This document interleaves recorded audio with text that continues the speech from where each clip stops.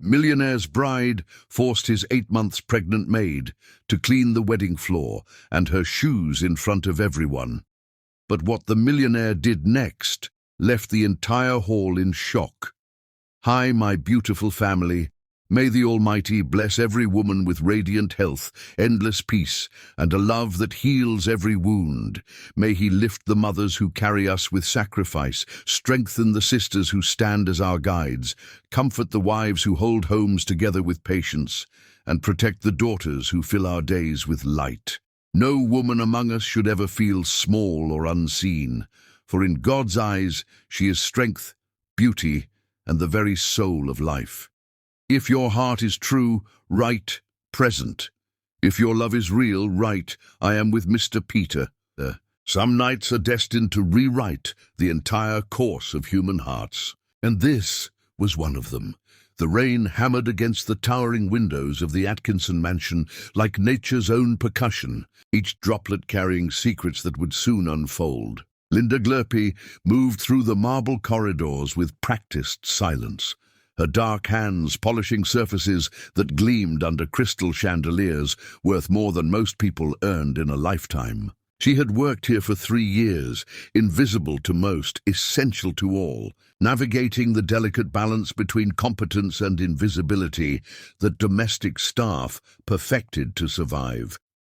The mansion itself was a testament to old money and older power. Portraits of Atkinson ancestors lined the hallways, their painted eyes seeming to judge anyone who dared walk beneath their gaze. Persian rugs that had belonged to kings covered floors of Italian marble. Every surface whispered of wealth accumulated over generations, of influence wielded without conscience, of a world where people like Linda existed only to serve.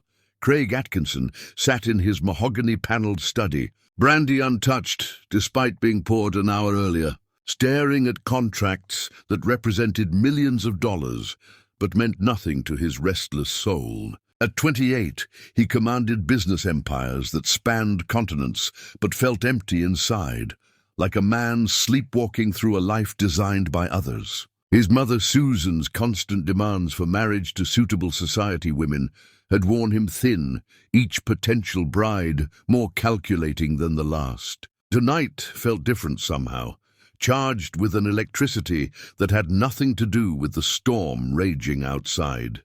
The study itself reflected Craig's internal conflict. Traditional elements his mother had chosen, heavy furniture, formal paintings, symbols of inherited status, mixed uneasily with modern touches he had added. A computer where ledger books once sat, contemporary art hidden behind classical pieces, evidence of a man trying to honor his heritage while forging his own identity. "The library needs attention, Mr. Atkinson," Linda said softly from the doorway, her voice carrying that musical quality he had noticed but never acknowledged, a hint of the Caribbean islands where her grandmother had been born. He looked up, really looked at her for perhaps the first time in 3 years of peripheral awareness. Linda stood there in her simple black uniform, regulation shoes polished to perfection, her thick hair pulled back in the severe style required by household protocols. But there was something radiant about her that designer gowns could never achieve. Her eyes held depths that spoke of intelligence forcibly hidden, dreams carefully guarded, and a gentle strength that made his heart skip unexpectedly. "Please come in," he said, his voice rougher than intended, betraying emotions he hadn't known he possessed. "You've been working late." "The storm delayed my usual schedule," she replied, stepping inside with the careful precision of someone who knew their place in the world's hierarchy. "Mrs. Susan wanted everything perfect for tomorrow's dinner party. The Weatherby family is coming, and she mentioned the library specifically should be spotless." Craig knew the Weatherbys. Old money, older prejudices, the kind of people his mother cultivated for their social influence and political connections. The thought of them inspecting Linda's work like judges evaluating a servant made his jaw tighten unexpectedly. "You work too hard, Linda. 16-hour days, no time for yourself. You have a name, dreams, a life beyond these walls." He stood, abandoning his desk. moving closer to this woman who had somehow become the most real thing in his manufactured existence. She looked genuinely surprised that he knew her name, that he had noticed her schedule, that he saw her as more than just efficient hands that cleaned and organized. "This job means everything to my family, sir.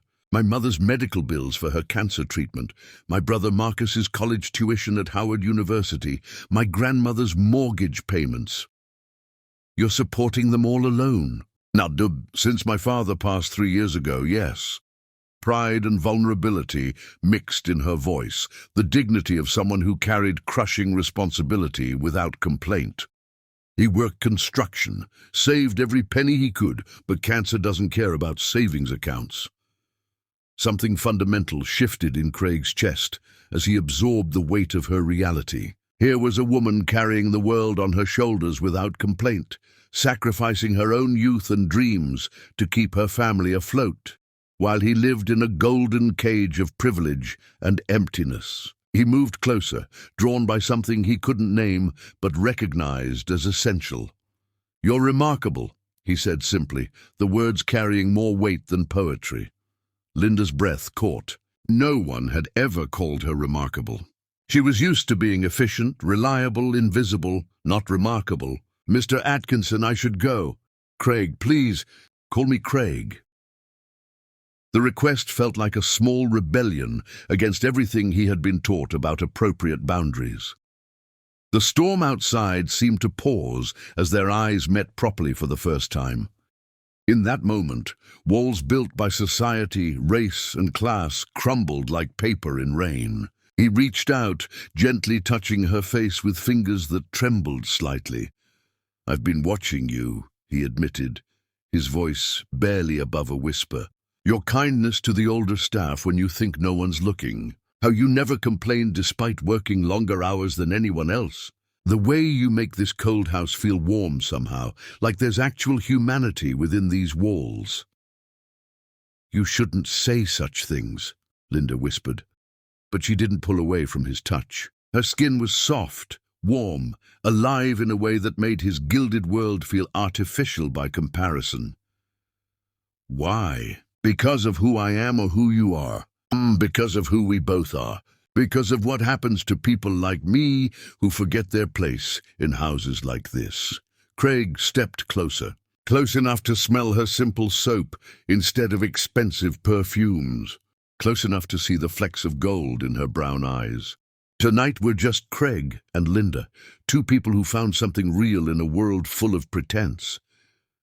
The lightning illuminated them both as he kissed her, soft and questioning, giving her every opportunity to pull away. Linda's carefully constructed resolve melted like ice in summer rain. She had dreamed of this moment in secret, never believing it could happen, convincing herself it was just fantasy born from loneliness. "This is dangerous," she breathed against his lips, even as her hands found their way to his chest. The most beautiful things usually are. They moved together as if in a dream, two souls finally finding their missing piece. The storm raged outside while inside, a different kind of tempest began. Craig lifted her gently, carrying her to the leather couch by the fireplace, where generations of Atkinsons had made decisions that shaped lives and fortunes. "Are you certain?" he asked, giving her every chance to leave, to return to the safety of prescribed boundaries. "I don't want you to regret this." "I've never been more certain of anything," Linda replied, her voice steady despite her racing heart. "I've been pretending not to feel this for months." What followed was tender and passionate, a connection that transcended physical desire and touched something spiritual. They talked between kisses, sharing dreams and fears that neither had ever voiced. Craig spoke of feeling trapped in his gilded life, expected to marry for business advantages and produce heirs to continue a legacy he wasn't sure he believed in. Linda revealed her hopes for her family's future, her secret dream of becoming a nurse, her love of reading medical journals in her spare time. "I want to help," Craig said afterward, stroking her hair as she lay against his chest. "Your mother's treatment, your brother's education, your grandmother's security. Let me do something meaningful with this inherited wealth." I don't want your pity or charity, Linda said firmly, her pride intact even in this moment of vulnerability. It wouldn't be either. It would be because I care about you, because you've shown me what real strength looks like. They fell asleep entwined by the dying fire, the storm finally calming outside, as if nature itself was satisfied with the night's work. When dawn broke through the tall windows, reality crept in like unwelcome sunlight. Craig woke first, watching Linda sleep peacefully, her face relaxed and beautiful in the morning light. She looked angelic, and he felt a fierce protectiveness he'd never experienced, as if his entire purpose had suddenly crystallized around keeping this woman safe. Linda stirred, consciousness bringing immediate panic as she remembered where she was, what they had done, how dangerous this moment could be if discovered. "Oh God, what have we done?" "We found each other," Craig said, pulling her close, unwilling to let the outside world intrude quite yet. "Your mother will destroy me if she finds out. My job, my family's future, everything we depend on." Fear crept into her voice as reality reasserted itself. "I won't let that happen. I promise you, Linda, I will not let anyone hurt you or your family because of this." But as Linda dressed quickly, both knew the world outside wouldn't be so understanding or forgiving. She paused at the door, looking back at him with eyes that held love and terror in equal measure. "Last night was perfect, Craig. The most perfect night of my life. But in daylight we're from different worlds that were never meant to collide. Says who? Says everyone who matters. Says history. Says common sense." She slipped away like a ghost, leaving Craig alone with the scent of her skin still on his clothes and a determination growing in his chest. He wouldn't let society dictate his heart. He wouldn't let prejudice destroy something this real. 2 months later, Linda stared at the pregnancy test with shaking hands, the 2 pink lines changing everything forever. She sank to her knees in the tiny bathroom she shared with 3 other staff members, tears flowing freely as the implications crashed over her like a tidal wave. Craig had tried to approach her several times since that night, his eyes seeking hers across crowded rooms, his voice gentle when he asked about her welfare. But she'd maintained professional distance, knowing it was safer for both of them, even as her heart broke a little more each day. Now, with his child growing inside her, distance became impossible. She thought of her mother's proud face when she spoke of Linda's good job with the rich family, her brother Marcus's excited phone calls about his pre-med courses, her grandmother's relieved smile when the mortgage payment cleared each month. All of it hanging in the balance of decisions made in passion and consequences discovered in terror. The Atkinsons held their lives in their hands, and Linda knew Susan Atkinson's reputation for cruelty toward anyone who threatened her son's appropriate future. Stories circulated among domestic staff about previous maids who had been dismissed for minor infractions, their references destroyed, their futures ruined. "Miss Linda, you all right in there?" called Maria, another maid whose wisdom came from 30 years of navigating the treacherous waters of wealthy households. "Fine," Linda managed, though she was anything but fine. That evening, as she cleaned the same library where everything had changed, Craig appeared in the doorway. Her heart hammered so loudly she was sure he could hear it, her body responding to his presence even as her mind screamed warnings. "We need to talk," he said gently, his concern evident. "There's nothing to discuss, Mr. Atkinson. Don't do that. Don't pretend that night meant nothing. Don't go back to calling me Mr. Atkinson like we're strangers." Linda turned away, protecting the secret growing inside her like a shield against hope.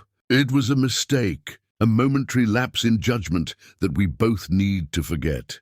Look at me and say that." She couldn't. Instead, she focused on her cleaning, each movement mechanical and desperate, as if perfect housework could somehow restore the order that had been shattered. "I've been thinking about you constantly," Craig continued, his voice carrying an ache that made her chest tight. "About us. About what we started that night. I want to explore this, Linda. I want to see where it leads. "It leads nowhere good," she whispered, one hand unconsciously moving to her still flat stomach, where cells were already dividing and growing and creating a future she didn't know how to face. Craig stepped closer, and Linda felt the familiar pull of attraction and something deeper, something that terrified her more than Susan's potential threats ever could. The pull of love, real and consuming and completely impossible. How could she tell him about the baby when doing so might destroy everything they both held dear? Chapter 2. The Mother's Ultimatum. Power, when wielded without mercy, becomes the sharpest blade that cuts deepest into the innocent heart.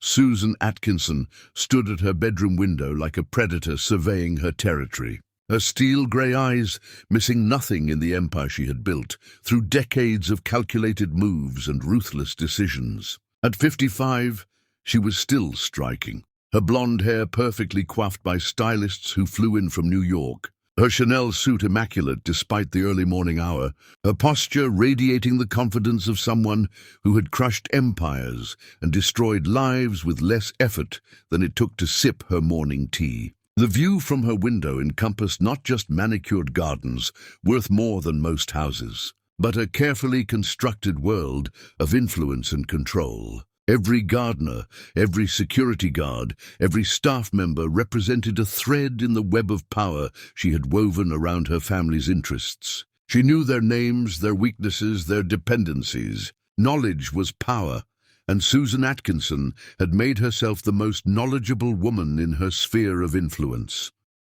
This morning, however, something felt different in her domain. A disturbance in the carefully maintained order she had spent decades perfecting. She had noticed the changes in her son Craig over the past weeks. The distracted looks during family dinners, the sudden interest in household staff welfare that had never concerned him before, the way he lingered in certain rooms as if hoping to encounter someone. Susan had survived in high society by reading people like open books, analyzing their motivations and desires until she could predict their actions with scientific precision. Craig was displaying all the signs of a man smitten, and that represented a threat to everything she had planned. The Atkinson legacy wasn't built on romantic whims. It was constructed through strategic marriages, calculated alliances, and the ruthless elimination of anything that threatened the family's ascension through American aristocracy. Susan's own marriage to Craig's father had been such an arrangement, successful, profitable, and devoid of the messy emotions that destroyed so many wealthy families. Mrs. Susan, her personal secretary, knocked softly on the mahogany door. Patricia had worked for Susan for 15 years. Long enough to recognize the dangerous stillness that preceded her employer's most devastating moves. "Bring them in, Patricia." Susan flipped through the files with practiced efficiency until one name caught her attention like a spider sensing movement in her web. Linda Glurpy, recent doctor's visit, blood work ordered. The medical terminology was clear to someone who had spent years managing delicate situations that could threaten family reputations. Pregnancy test, positive, estimated. Conception date that aligned perfectly with her growing suspicions about Craig's behavior. Susan's perfectly manicured fingers tightened on the paper, her knuckles going white as rage flowed through her veins like ice water. She had suspected something when she noticed Craig's sudden interest in the household staff's working conditions, his questions about their families, his uncharacteristic concern for people he had previously ignored. But this confirmation sent cold fury through her entire being. That little maid had been in her house for 3 years, invisible and harmless, content with her place in the world's natural hierarchy.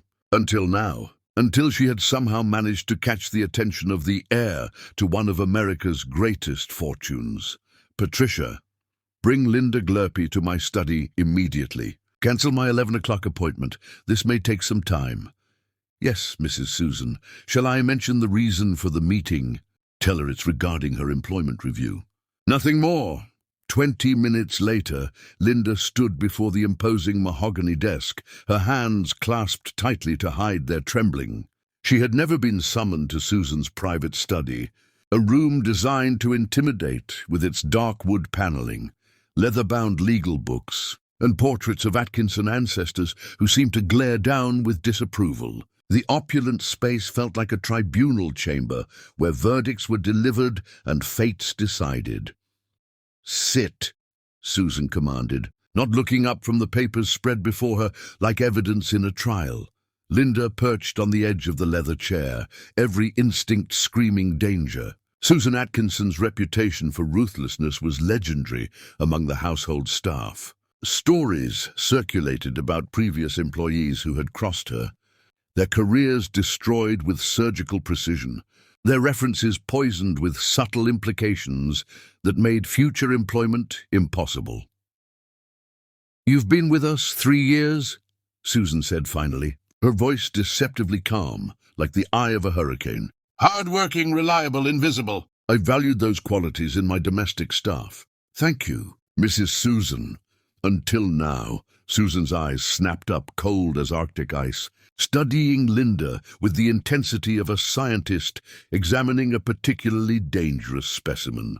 "Tell me about your recent medical appointment." Linda's blood turned to ice as she realized the trap she had walked into. I'm not sure what you mean." "Don't insult my intelligence, girl. I monitor the health insurance claims of everyone in my employ." "You're pregnant."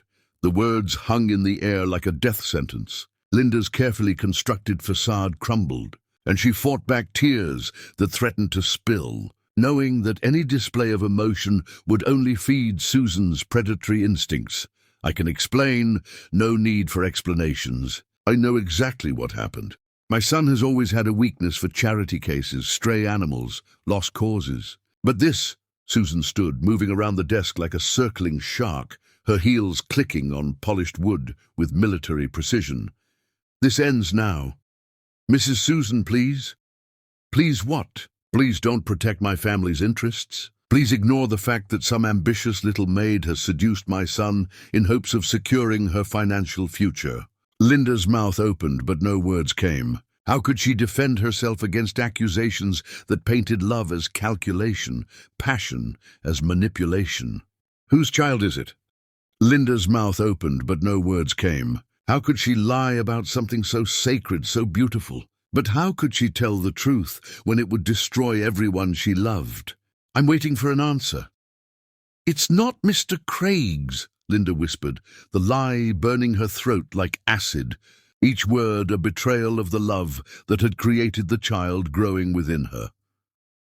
Susan smiled, a cold expression that never reached her eyes, the smile of a predator that had cornered its prey.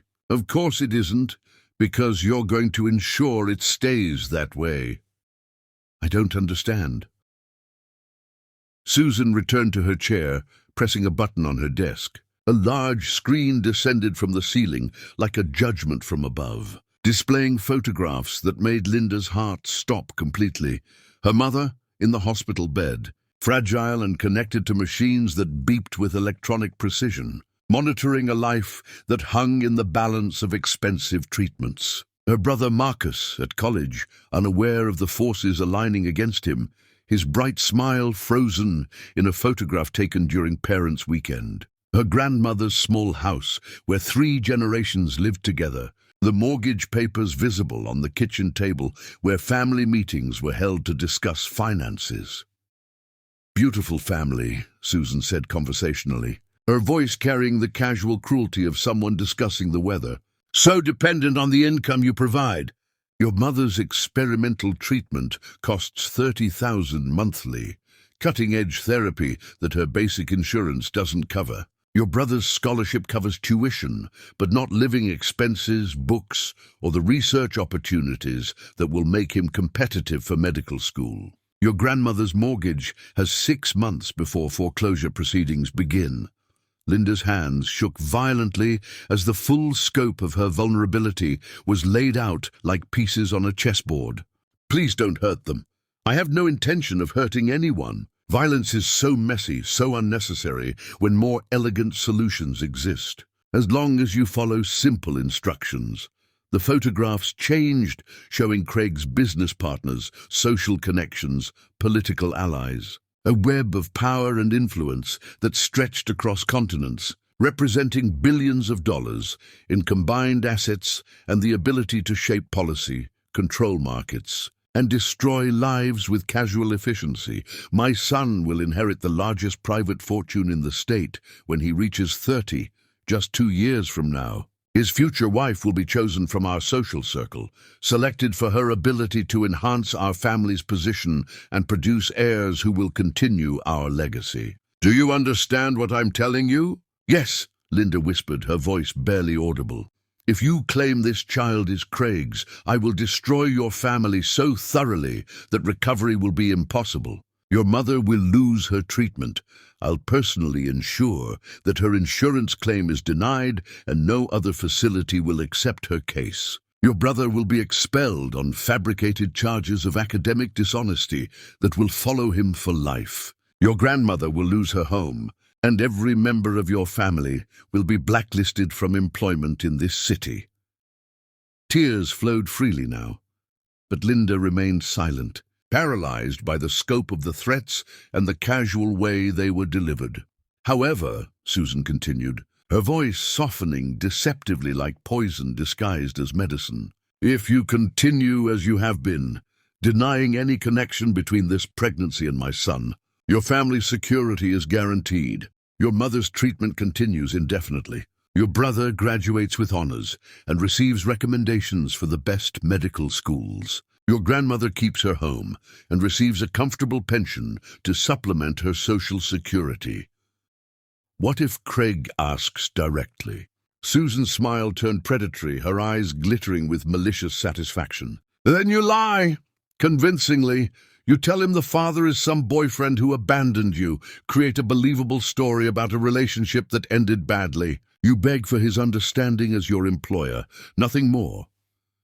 He'll want to help financially, which you will refuse with dignity and pride. You are independent, taking responsibility for your mistakes, determined to handle this situation without charity. He will respect that and move on to more appropriate romantic interests. Linda felt trapped in a nightmare where every choice led to destruction. The child growing inside her was created from love, from the most beautiful night of her life, but that love could destroy everyone she held dear.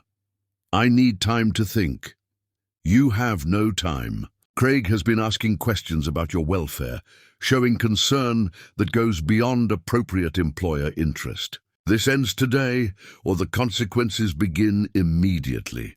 Susan pressed another button. The screen showed real-time footage from security cameras, Linda's mother's hospital room, where she slept peacefully, her brother's dorm, where he studied late into the night, her grandmother's kitchen, where she prepared dinner for the neighbors she helped support. The message was unmistakable and terrifying. Choose carefully, Linda.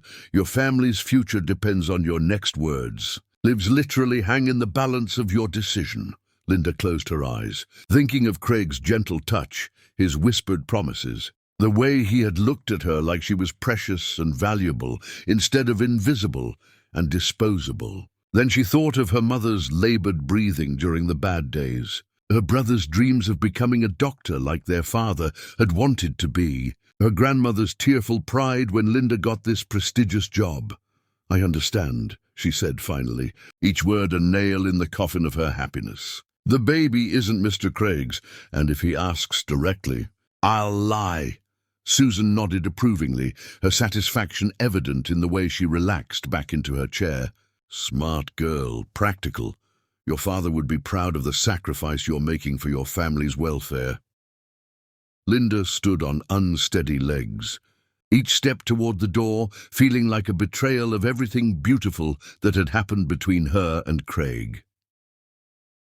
Linda, Susan called softly as she reached for the door handle. Remember that love is a luxury only some people can afford. You are not one of them. Accept that reality, and everyone you care about will be safe.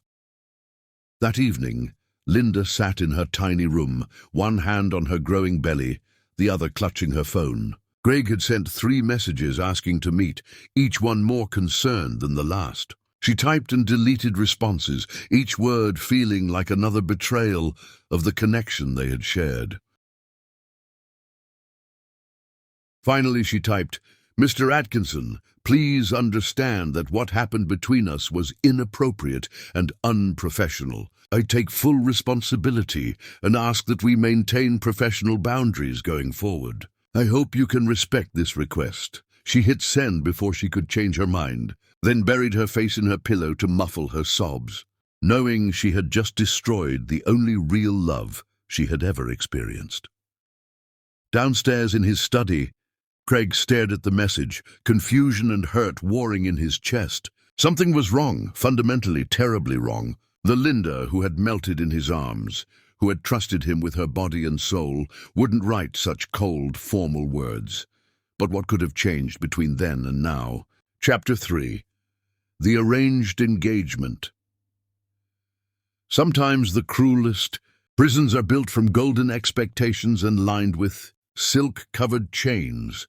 The Atkinson family's private dining room gleamed under crystal chandeliers as Susan arranged the perfect trap disguised as an elegant dinner party. She had orchestrated this evening with military precision, each guest chosen for maximum impact. Every conversation topic calculated to serve her ultimate goal. Craig adjusted his tie, unaware he was walking into his mother's carefully constructed snare. For weeks, Linda's rejection had gnawed at him like an open wound. Her sudden coldness made no sense, but every attempt to speak with her privately had been met with professional politeness that felt like walls of ice. "You look handsome tonight, darling," Susan said, smoothing an imaginary wrinkle from his jacket. "Marion will be so pleased." "Marion?" Craig frowned. "Marion Scheffe is coming." "Of course. The Scheffes are our oldest family friends. Besides, you two were so close in college." Craig remembered Marion differently. Beautiful, certainly, with her platinum blonde hair and designer everything, but also cold, entitled, and possessed of a cruel streak she hid behind social graces. Their college relationship had ended when he realized she cared more about his bank account than his heart. "Mother, I thought this was just a family dinner." Susan's smile was perfectly practiced. "Family can mean many things, Craig. The Scheffes have been like family for generations. It's time you started thinking seriously about your future, about continuing our legacy." Before Craig could respond, the doorbell announced the first guests. Within an hour, the dining room filled with the cream of society, their conversation a symphony of privilege and expectation. Marion Scheffe entered like a queen, claiming her throne. Her white Valentino dress hugged every curve. Her diamond necklace caught the light with each breath, and her smile promised everything while revealing nothing. She moved through the crowd, accepting compliments like a woman accustomed to worship. "Craig," she purred, extending her hand for him to kiss. "You look absolutely divine." "Success suits you, Marion. You look the same." She laughed, the sound like wind chimes in winter. "Still the charmer. I've missed your honesty." Throughout dinner, Susan maneuvered conversations like a master chess player. Every topic somehow circled back to Craig and Marion's compatibility. Their shared backgrounds, similar social circles, complementary business interests. "Remember when you two won the yacht club regatta?" Susan asked pointedly. "Such natural partners." Marion placed her hand over Craig's, her touch perfectly calculated. "We always did work well together. Great minds think alike." Craig's attention drifted to the dining room's entrance, where Linda appeared briefly to supervise the serving staff. Their eyes met for one heart-stopping moment before she quickly looked away. But not before he saw something that made his breath catch. Was she showing? The black uniform was loose-fitting, but there was something different about her silhouette. A protective hand briefly touched her stomach before she realized he was watching. "Craig, are you listening?" Marion's voice cut through his thoughts. "Sorry, distracted by work." Marion's eyes followed his gaze to the doorway where Linda had stood. For just an instant, her perfect mask slipped, revealing something calculating and cold. "Your staff seems devoted," Marion said carefully. "They're good people." "Of course. Though I imagine some boundaries need maintaining. When I marry, I'll certainly make changes to ensure appropriate household management." The assumption in her words made Craig bristle. "When you marry?" Susan leaned forward eagerly. "That's actually why we're here tonight, darling. The Scheffes and I have been discussing the future." Craig's fork paused halfway to his mouth. "What future?" Marion's father, Harrison Scheffe, cleared his throat importantly. "Our families have been aligned for generations, Craig. It's time to make that alliance permanent. Marion has agreed to be your wife." The words hit Craig like physical blows. Around the table, faces turned toward him expectantly, as if his entire future had been decided without his input. "I don't recall proposing," Craig said slowly. Susan's laugh was light, but her eyes were steel. "Don't be dramatic, darling. This is how our world works. Strategic marriages built on mutual respect and shared values. Love grows from compatibility, and if I refuse?" The temperature in the room dropped perceptibly. Susan's smile never wavered, but her voice carried subtle menace. "Why would you refuse? Marion is perfect for you. Beautiful, educated, from the right family. Any reasonable man would be grateful for such an arrangement." Craig looked around the table at faces that suddenly seemed like strangers. These people he had known his entire life were treating his life like a business transaction. "I need to think about this." Harrison Scheffe's voice carried the weight of old money and older power. "Think about what?" "This benefits everyone involved. Our business interests, our social position, our family legacies. Marion will be an excellent wife and mother to your children." The word children sent a lance through Craig's heart. Somewhere in this house, Linda was carrying what might be his child, and these people were planning his future as if she didn't exist. "The wedding should be in 6 months," Marion said confidently. "Spring is so romantic, and it gives me time to plan something spectacular. You're all assuming I'll agree." Susan's mask finally slipped slightly. "Craig, don't be foolish. This family has responsibilities, expectations. We don't have the luxury of marrying for silly romantic notions, like love. Love is a luxury we can't afford. This marriage secures our future and honors our obligations." Craig pushed back from the table. "I need air." He walked to the kitchen, knowing he would find Linda there. She stood at the sink, her back to him, shoulders tense with the weight of secrets. "Linda." She turned, and he saw tears she quickly tried to hide. "Mr. Atkinson, is there something you need?" The truth. Something's wrong. Something changed after that night, and I need to know what." Linda's hand instinctively moved to her stomach, then away. "Nothing changed. That night was a mistake we both need to forget. Look me in the eyes and tell me you felt nothing." She couldn't. Instead, she focused on the dishes, her movements mechanical and desperate. "Are you pregnant?" The question hung in the air like an accusation. Linda's hands stilled on the plate she was washing. "That's not your concern. If you're carrying my child, it's very much my concern. I'm not carrying your child." The lie came out flat, rehearsed. Greg stepped closer, studying her face. "Linda, if someone threatened you, if someone made you afraid, no one threatened me. I made a mistake with someone, and now I'm dealing with the consequences. It has nothing to do with you."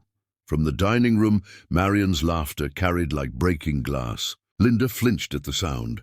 "They want me to marry her," Craig said quietly. "Then you should. She's perfect for you. Same world, same everything. What if I don't want perfect? What if I want real?" Linda's composure finally cracked. "Real doesn't pay for medical bills or keep families safe. Perfect does. Marry her, Craig. Forget about one stupid night with the help." She pushed past him, leaving Craig alone with the echo of words that sounded nothing like the woman who had trusted him with her body and soul. In the dining room, Marion watched through the doorway, her smile sharp as diamonds. Soon she would be Craig's wife, and her first act would be ensuring that presumptuous little Maid learned her proper place. Chapter 4. Wedding Preparations and Hidden Pain. Hell, Linda discovered, was not a place of fire and brimstone, but a mansion filled with wedding plans, where your heart broke anew with every passing hour. The Atkinson estate had transformed into a whirlwind of activity over the past 2 months. Wedding planners moved through rooms like generals commanding armies, their assistants trailing behind with fabric samples, flower arrangements, and seating charts. Linda watched it all from the shadows, her growing belly hidden beneath increasingly loose uniforms, her heart fracturing with each new detail. Marion had moved into the mansion immediately after the engagement announcement, claiming she needed to establish her presence and prepare for her role as the lady of the house. What she really did was rain terror over the household, staff with the cruelty of someone drunk on newfound power. Linda, Marion's voice cut through the morning air like a whip crack. These roses are completely wrong. I specifically said blush pink, not salmon. Fix it immediately. Linda looked at the arrangements that had taken the florist team 3 hours to create. They were beautiful, perfect blush pink, exactly as requested. But Marion's game wasn't about flowers. Yes, Miss Marion, Linda replied quietly. That's Mrs. Atkinson-to-be to you. Linda bit back her response. At 5 months pregnant, her emotions ran closer to the surface, but she couldn't afford to show them. Not with Susan's threats hanging over her family like storm clouds. Marion stepped closer, her Louboutin heels clicking on marble. You know, Linda, I've been thinking about household changes after the wedding. Efficiency improvements, staff reductions. The threat was clear. Linda's job, her family's lifeline, balanced on Marion's whims. I understand. Miss Marion. Good.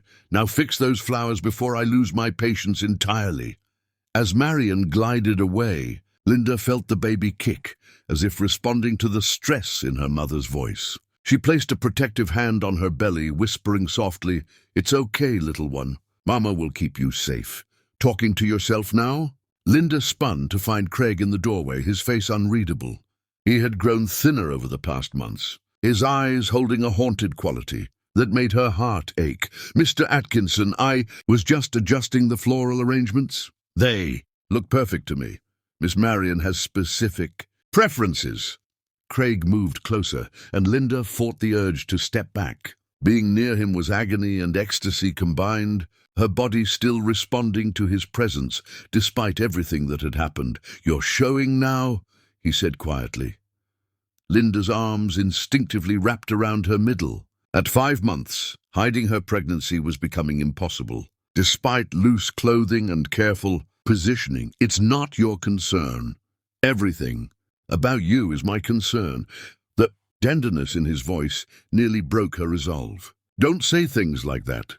Why? Because you're about to become a married man? Because this marriage is a sham, and we both know it. Linda looked around nervously. Someone might hear. Let them. I never asked for this engagement. Mother and the Scheffes arranged it like a business merger. Then why are you going through with it? Craig's laugh was bitter. Because apparently I have responsibilities, family obligations, a legacy to maintain.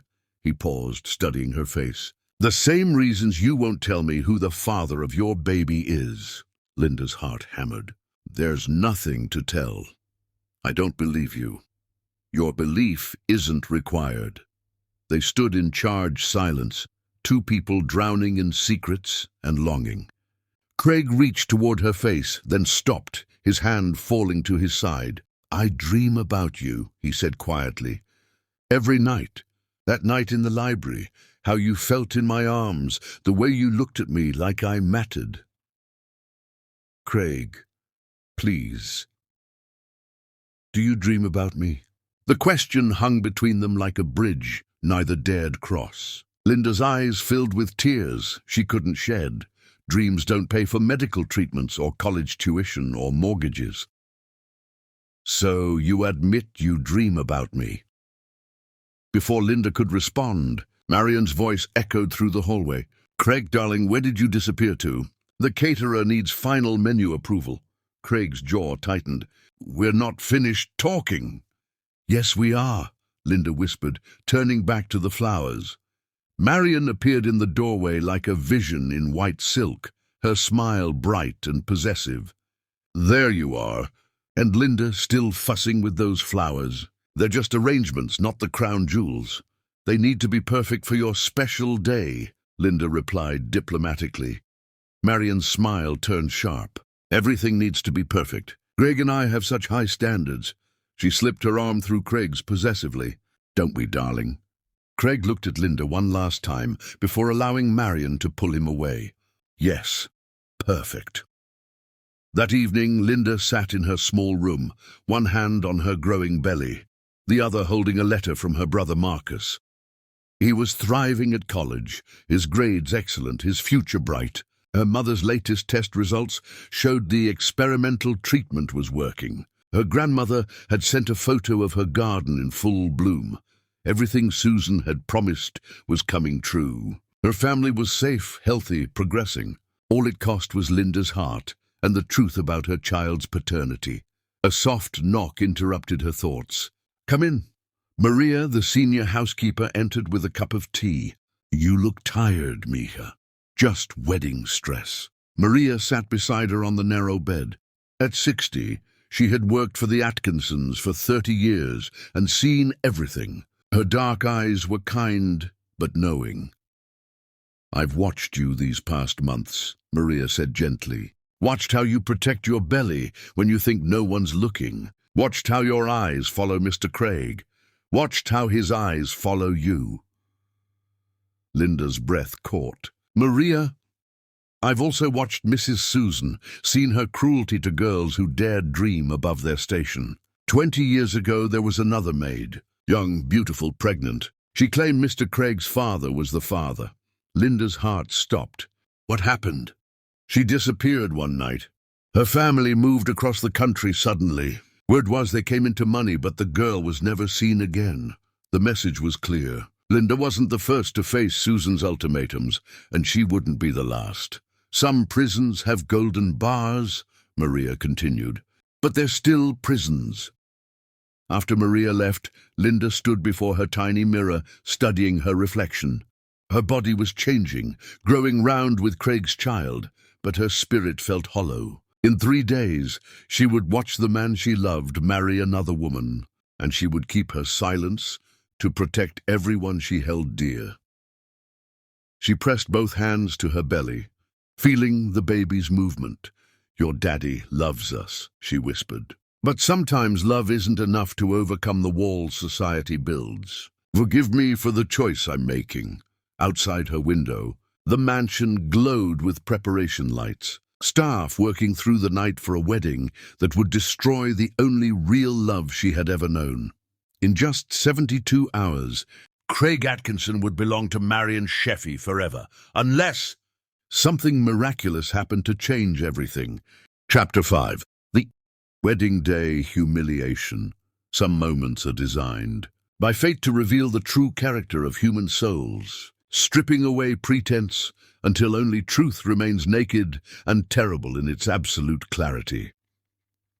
The morning of Craig's wedding dawned with crystalline perfection, as if nature herself conspired to mock Linda's breaking heart with beauty that felt like cruelty. Sunlight streamed through stained glass windows that had witnessed generations of Atkinson celebrations, casting rainbow patterns across marble floors that would soon host society's most anticipated event. The irony wasn't lost on Linda, the most perfect day of the year for the most imperfect union she had ever witnessed.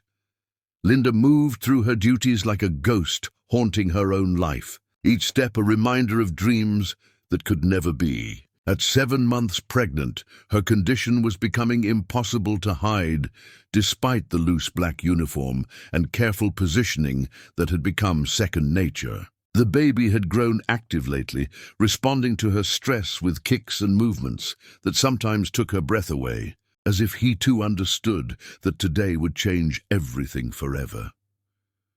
Every corner of the mansion held memories of Craig, the library where they had first made love, the kitchen where he had questioned her about the pregnancy, the hallways where their eyes had met in secret understanding. Today, all of those spaces would be filled with guests celebrating his marriage to another woman, transforming their private sanctuary into a public theater of her heartbreak.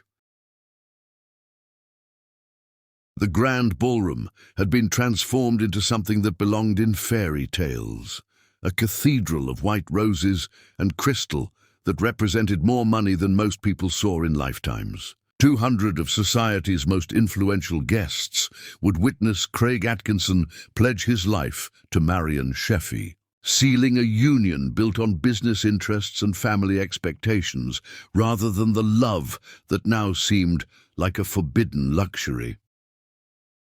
Florists had worked through the night, creating arrangements so elaborate they looked like living architecture. Each centerpiece contained rare orchids flown in from Thailand, roses cultivated in private greenhouses, and baby's breath that had been specially treated to maintain perfect color. The crystal chandeliers had been polished until they blazed like captured stars, their light reflecting off silver and gold, place settings that had served royalty. "Linda, hurry with those champagne glasses," barked Mrs. Peterson, the head housekeeper, whose normally kind demeanor had been replaced by the stress of managing the most important social event the mansion had hosted in decades. "The guests will arrive in 2 hours, and every detail must be beyond reproach." Linda lifted the heavy tray carefully, her back aching from the added weight she carried. The baby had been particularly active this morning, as if sensing its mother's distress through the biochemical connections that linked their bodies. She whispered soft reassurances in the patois her grandmother had taught her, ancient words of comfort that had soothed generations of women facing impossible circumstances. The champagne glasses she arranged were baccarat crystal, each one worth more than she earned in a week. Their surfaces so clear they seemed to hold liquid light. Everything about this wedding spoke of excess designed to impress, luxury meant to overwhelm, display calculated to establish dominance through sheer financial force. Marion appeared in the doorway like an ice queen surveying her domain, wearing a white silk robe that cost more than most cars. Her blonde hair already styled by a team of experts who had flown in from Los Angeles specifically for this day. Even in preparation, she looked like a woman born to wear diamonds and receive worship. Her beauty the kind that required armies of professionals to maintain, but appeared effortless to observers. "The flowers in the bridal suite are completely wrong," Marion announced to no one in particular, her voice carrying the authority of someone whose displeasure could ruin careers. "They're supposed to be white orchids, imported from specific greenhouses in Colombia, not the white roses that some incompetent florist substituted." Who was responsible for this disaster? Linda set down her tray with careful precision. "I can coordinate the correction immediately, Miss Marion." "Mrs. Atkinson, as of today." Marion's smile was sharp as winter, cutting through any pretense of kindness. "And yes, you will fix it. Among other things that need correcting around here once I'm fully established as mistress of this house." She glided closer, her presence radiating the confidence of a woman who had never been denied anything she wanted, whose every whim had been catered to since birth. Linda noticed how Marion's eyes lingered on her rounded belly with calculating interest, as if memorizing details for some future purpose. "You know, Linda, I've been thinking extensively about our conversation regarding staff efficiency and household management. I believe today is the perfect time to demonstrate new standards and expectations for everyone's benefit."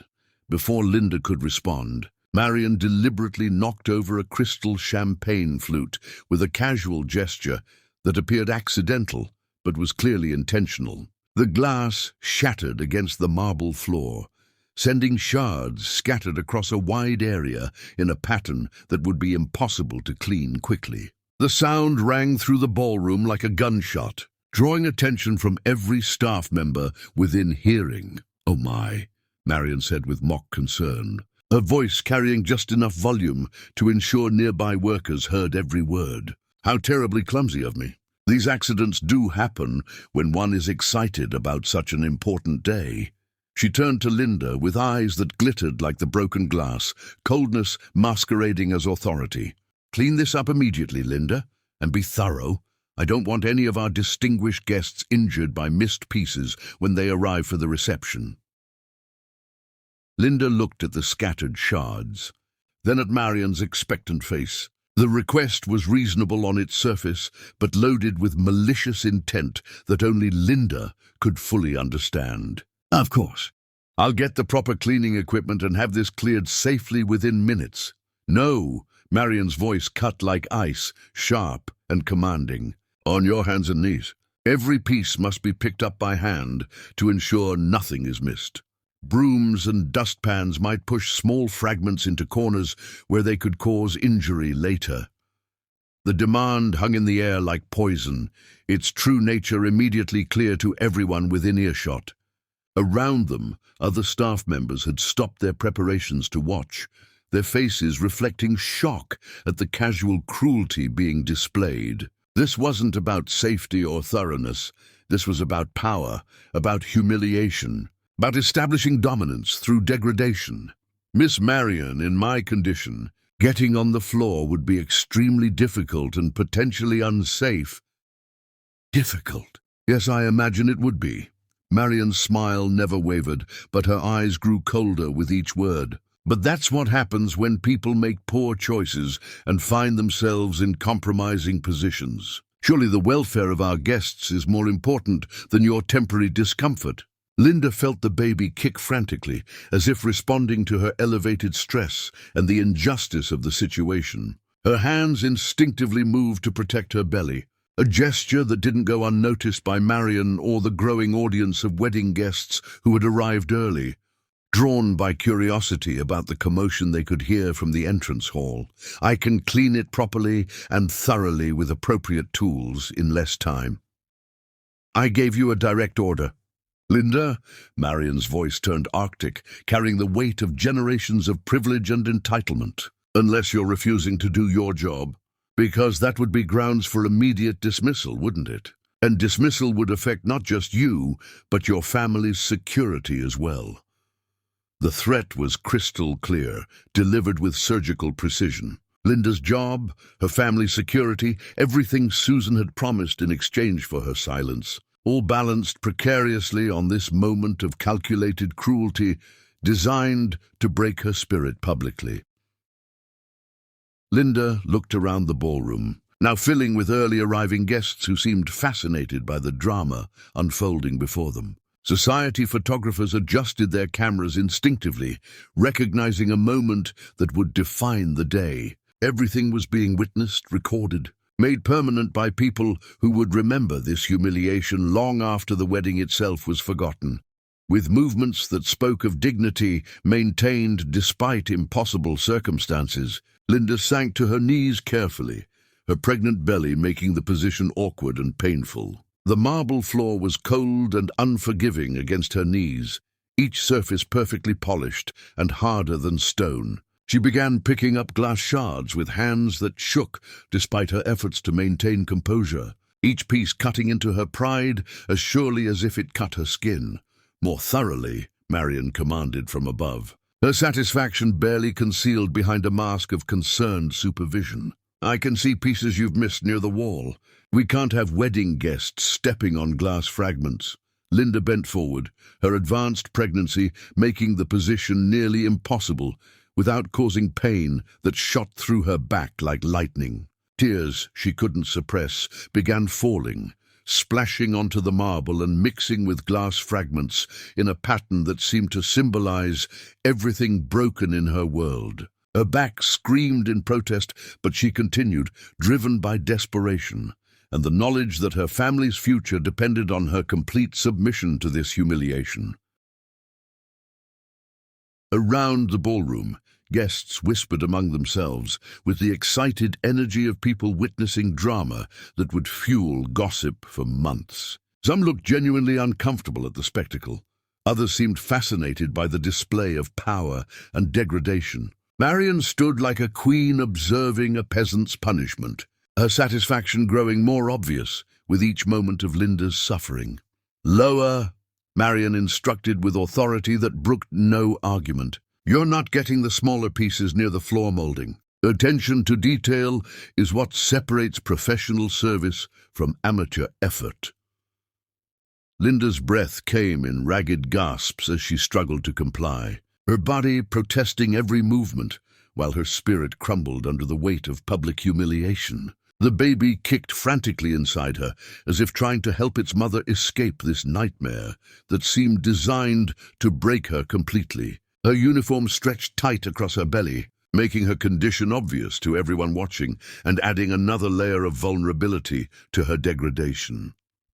"Please," Linda whispered, her voice breaking as she reached the limits of physical endurance. "I can't maintain this position much longer." "Can't what? Can't do your job properly? Can't follow simple instructions designed to ensure our guests' safety?" Marion's voice carried throughout the ballroom, ensuring everyone heard the implications.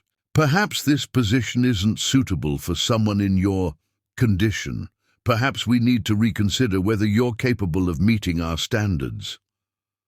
The words dripped with disdain and threat, making Linda's situation crystal clear to every witness. Comply completely with this degradation, or lose everything her family depended on for survival. She lowered herself further, her forehead nearly touching the floor, her pregnant belly pressed against marble that felt like ice. Glass pieces pressed into her palms as tears flowed freely, but she continued collecting fragments she had already gathered, playing Marion's game of humiliation because she had no choice left. "That's much better," Marion said with satisfaction that was becoming harder to disguise. "You missed one by your left hand, the small piece near your knee." Linda reached for the shard with movements clumsy from exhaustion and despair, her dignity stripped away piece by piece along with each fragment of glass. Around her, the whispers grew louder as guests recognized they were witnessing something that crossed lines of basic human decency. Absolutely appalling treatment. That poor girl, in her condition, 7 months along, at least inhumane way to treat anyone. Someone should intervene. But Marion seemed to feed on the attention, her cruelty growing bolder with each moment of Linda's degradation, as if the audience's discomfort proved her power rather than her heartlessness. "I think you missed several pieces," Marion announced loudly enough for every guest to hear clearly. "Start over from the beginning. More carefully this time, with proper attention to thoroughness." Linda's heart shattered completely as she realized the torture would continue indefinitely. She couldn't endure this again, but she couldn't afford to refuse. Her mother's treatment, her brother's education, her grandmother's home, all hung in the balance of this moment, designed to destroy her spirit completely. She began again, picking up pieces she had already collected multiple times, playing Marion's game of endless humiliation because she had no power to stop it. Her tears created small pools on the marble that reflected the crystal chandeliers above, and her back felt like it might snap from the strain of maintaining positions designed to cause maximum discomfort. "Fascinating display," Marion mused loudly enough for nearby guests to hear every word. "I wonder what kind of man abandons a woman in such a condition? What kind of poor judgment leads to these situations of dependency and desperation?" Linda's hands stilled on a glass shard as the implication hit her like a physical blow. Marion was creating a public narrative about Linda's pregnancy, painting her as abandoned and irresponsible, a cautionary tale about the consequences of moral failure. "But I suppose," Marion continued with cruel satisfaction, "some people simply lack the moral foundation to make better choices. Breeding without marriage, expecting others to support their mistakes and poor decisions." The words cut deeper than any glass could, striking at Linda's deepest insecurities and fears. She felt her spirit breaking along with her body, her dreams of dignity crumbling into nothing under the weight of public judgment and private cruelty. She reached for another piece with mechanical precision, her movements now driven by survival instinct rather than hope. Around her, the wedding preparations continued as if her humiliation was merely part of the decor. a spectacle designed to entertain guests before the real ceremony began. Just as Linda felt she might collapse entirely from exhaustion and despair, a shadow fell across the marble in front of her, blocking the light from the chandeliers above. "What the hell is going on here?" Craig's voice cut through the ballroom like thunder, and Linda's heart stopped beating entirely. Chapter 6. Craig's Stand. There are moments when a man's entire character is tested in the space of a single heartbeat, when the choice between cowardice and courage defines not just his future, but his very soul and the legacy he will leave behind. Craig Atkinson stood in the ballroom doorway wearing his perfectly tailored wedding tuxedo, every detail of his appearance crafted for this day by the most expensive stylists money could buy. His hair was immaculately styled, his shoes polished to mirror perfection, his cufflinks bearing the family crest that had been passed down through generations. But his face bore an expression of horror and fury that transformed him from society groom into something far more dangerous. A man who had finally seen the true cost of the world he had inherited. The scene before him was like something from a nightmare painted in crystal and marble. Linda remained frozen on her hands and knees, glass shards scattered around her pregnant form like fallen stars. Tears streaming down her face as she looked up at the man she loved, with eyes full of shame and desperation that cut through him like a blade. Her condition was unmistakable now, 6 months pregnant and forced into a position of degradation that would have been cruel for anyone, but was unconscionable for a woman carrying a child. Around the ballroom, wedding guests stood in clusters, their champagne glasses forgotten as they witnessed what should have been impossible in civilized society. Some looked genuinely horrified, others seemed morbidly fascinated, but all were transfixed by the spectacle of a pregnant woman being systematically humiliated for the entertainment of those who considered themselves her betters. "I asked you a question." Craig's voice was deadly quiet as he stepped into the ballroom, his eyes fixed on Marion with an intensity that made several guests step back instinctively. "What is going on here?" Marion's mask of cruel satisfaction slipped for just an instant before she recovered her composure with the practiced efficiency of someone who had spent years manipulating social situations. "Darling, you look absolutely perfect, like something from a magazine cover. I was just overseeing some last-minute cleaning. There was a small accident with the glassware, nothing more than routine household management." Craig's gaze swept the scene methodically, Linda's pregnant form pressed against marble, her hands bleeding from glass cuts that stained the white shards red. Her dignity stripped away in front of 200 wedding guests who watched like spectators at a gladiator match. The positioning was all wrong, the power dynamic obscene, the casual cruelty so obvious that even the most oblivious observer could see what was really happening. An accident that requires a pregnant woman to crawl on the floor, picking up glass with her bare hands, while you stand over her like some medieval overseer. Well, accidents happen in busy households, Marion said with a light laugh designed to minimize the situation, her voice carrying the dismissive tone she used for inconvenient truths. "Staff must take responsibility for their duties, regardless of their personal situations. Standards must be maintained, especially on such an important day." Craig moved toward Linda with purposeful strides that seemed to shake the very foundations of the ballroom's social order. And Marion quickly stepped into his path like a general blocking a retreat, her white silk robe billowing around her like war banners designed to claim territory. "Craig, don't concern yourself with domestic matters on our wedding day. This is exactly the kind of tedious household management that you won't need to worry about once we're married. I'll handle all staff issues personally." But Craig was already moving past her with the inexorable force of someone who had finally found his moral compass.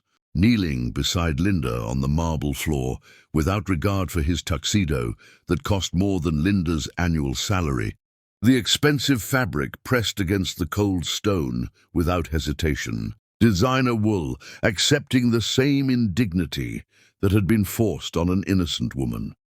Linda, look at me. She lifted her tear-stained face, and Craig saw something that made his heart break entirely. Not just pain, but complete defeat. The surrender of someone who had been systematically broken by people with power, who chose to use it for cruelty rather than protection. Give me your hands. Mr. Atkinson, I'm fine. Give me your hands. His voice carried gentle authority that brooked no argument. Linda extended her trembling palms, and Craig began removing glass fragments with infinite care, treating each cut like a sacred wound that required reverent attention. His movements were gentle beyond measure, his focus complete, as if nothing in the world mattered more than healing the damage that had been done to this woman who carried his child. This is highly inappropriate, Craig. Marion's voice carried a warning edge that had controlled lesser men throughout her life. Our guests are watching this display. People are taking photographs. Good. Let them watch every moment. Craig helped Linda to her feet with infinite care, his hand supporting her elbow, his other hand protective against her back as she swayed slightly from exhaustion and the stress of pregnancy. She moved like someone who had been through a war, every gesture speaking of trauma that would take time to heal. "Are you hurt anywhere else?" he asked quietly, his voice carrying the tenderness of someone speaking to the most precious thing in his world. Linda shook her head, unable to speak past the lump of gratitude and love that threatened to choke her. His kindness after such cruelty felt like water in a desert, like hope in the midst of despair. Craig turned back to Marion, and the transformation in his demeanor was terrifying to witness. The gentle man who had tenderly cared for Linda's wounds disappeared, replaced by someone Linda had never seen before. A man whose inherited power was finally being wielded for justice rather than oppression. Marion. His voice carried the authority of generations of Atkinson power, channeled for the first time towards something righteous. Clean up this glass. Marion's perfectly applied makeup couldn't hide her shock at being addressed like a servant in front of the most important people in her social sphere. "Excuse me? I think the champagne has affected your hearing." "You heard me perfectly. Get on your knees and clean up every piece of this glass, by hand, thoroughly, just as you demanded from Linda." "I will absolutely not," Marion's voice pitched higher, losing the controlled modulation that had been trained into her since childhood. "I'm wearing a $12,000 Valentino robe, and in 30 minutes, I'm walking down that aisle to become your wife. This suggestion is absurd." "No, you're not." The words fell into the ballroom like stones into still water, sending ripples of shock through every guest present. Photographers raised their cameras instinctively. Society reporters leaned forward with the hungry anticipation of people witnessing history being made, and the whispers became a roar that filled the cavernous space. "Craig, you're being ridiculous and emotional." "Am I? You just forced a pregnant woman to crawl on marble floors picking up glass while you stood there enjoying her humiliation like some sadistic entertainment, in front of 200 witnesses on what was supposed to be our wedding day." Marion's mask finally cracked completely, revealing the ugly entitlement beneath her beautiful facade. "She's staff, Craig. She works for us. If she can't perform her duties properly without making a scene, perhaps she shouldn't be working here at all. Her duties don't include being degraded for your entertainment, and pregnancy isn't grounds for abuse in any civilized society. It's called maintaining standards, something you clearly don't understand despite your breeding." Craig stepped closer to Marion, his presence suddenly intimidating despite their long history of assumed intimacy. "You want to talk about standards? Let me tell you about mine. I don't marry women who find pleasure in cruelty. I don't bind my life to someone who thinks a person's worth is determined by their bank account or their job title. You're making a scene that will be remembered for decades, Marion hissed, her perfect composure cracking under the weight of public humiliation. You made the scene when you decided to torture a pregnant woman in front of half of society. Craig's voice carried throughout the ballroom now, ensuring every guest heard clearly. You want her to clean glass? Then you can demonstrate the proper technique yourself. I refuse, absolutely. Then this wedding is over. The silence that followed was deafening, 200 influential people holding their breath as Marion stared at Craig in complete shock. She had orchestrated Linda's humiliation to establish her dominance, to show everyone her power over the household staff and by extension over Craig himself. Instead, she had revealed her true character to the man she intended to marry and discovered that character was unacceptable to him. You can't call off our wedding over a servant's hurt feelings? Watch me, Craig turned to address the room, full of guests, with the commanding presence that came from generations of leadership, finally used for something worthy of the family name. Ladies and gentlemen, I apologize for the confusion, but there will be no wedding today. The engagement between Marion Scheffe and myself is terminated immediately and permanently. Marion's face went white, then flushed red with rage and humiliation, as she realized her carefully planned future was crumbling in front of everyone who mattered in her world. You don't mean that. Your mother will disown you. Your family's business relationships will be destroyed. Everything we planned together was planned without consulting my heart or my conscience. Your heart? Marion laughed bitterly, the sound like breaking glass in winter wind. Don't tell me this is about her. She pointed at Linda with undisguised venom, her fingers shaking with rage. Some pregnant maid who spread her legs for money and now has her claws in you. Stop. Craig's voice cut like a blade, sharp enough to silence the entire ballroom. Don't say another word about Linda. But Marion was beyond reason now, her carefully constructed social mask shattered beyond repair by the public destruction of everything she had worked to achieve. This is about her, isn't it? The little slut got herself knocked up and now she has you thinking with something other than your brain. Security, Craig called loudly, his voice echoing off marble walls and crystal chandeliers. Please escort Miss Scheffe from the premises immediately. 2 security guards materialized, as if from thin air, moving toward Marion with the professional efficiency of men who had dealt with similar situations before. The wealthy Craig was learning were no different from anyone else when their masks slipped completely. You'll regret this decision for the rest of your life, Marion screamed as they approached her, her voice carrying a hysteria that shocked guests who had known her for years. My family will destroy you. You'll lose everything, everything. I already lost everything the moment I agreed to marry you. Indeed.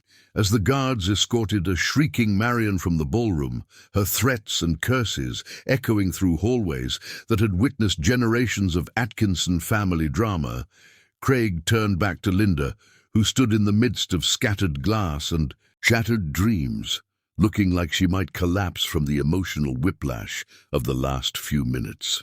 Are you all right? Linda stared at him in complete shock, her mind struggling to process what had just happened. What have you done? What I should have done months ago.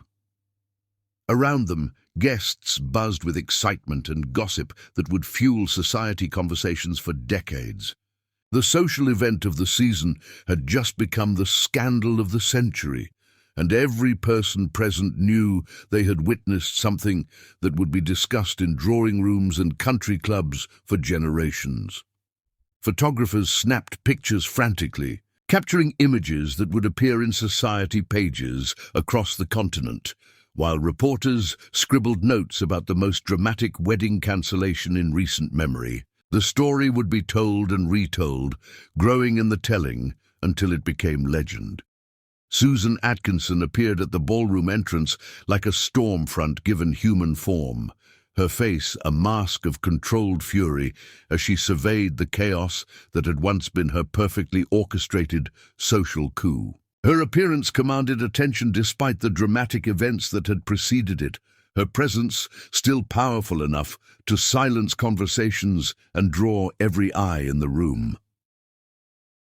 Linda watched Susan approach and felt a chill of terror run down her spine like ice water in her veins. She had witnessed Susan's cold fury before, but never in circumstances this public, never with stakes this high, never with this much humiliation to avenge.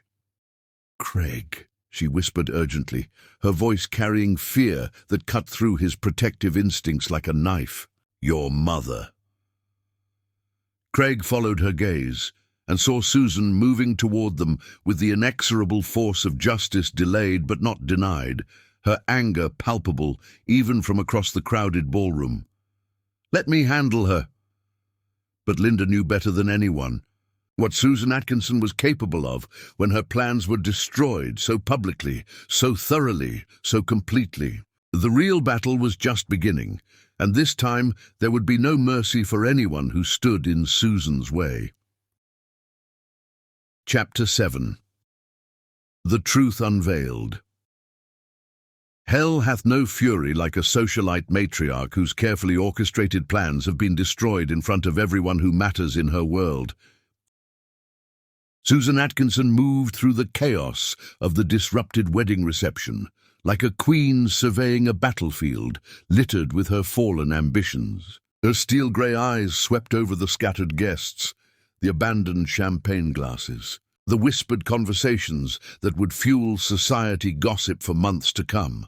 But her focus remained laser-sharp on one target: Linda Glurpy, the pregnant maid who had somehow managed to destroy everything Susan had built.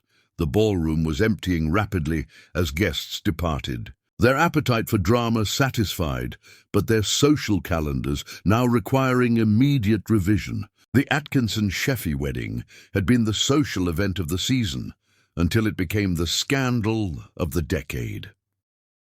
Craig stood protectively near Linda, fielding questions from confused relatives and concerned family friends. His tuxedo was wrinkled from kneeling on marble, his perfect wedding day appearance ruined, but his attention remained focused on Linda's welfare. "I need to get her out of here," he told his cousin Robert.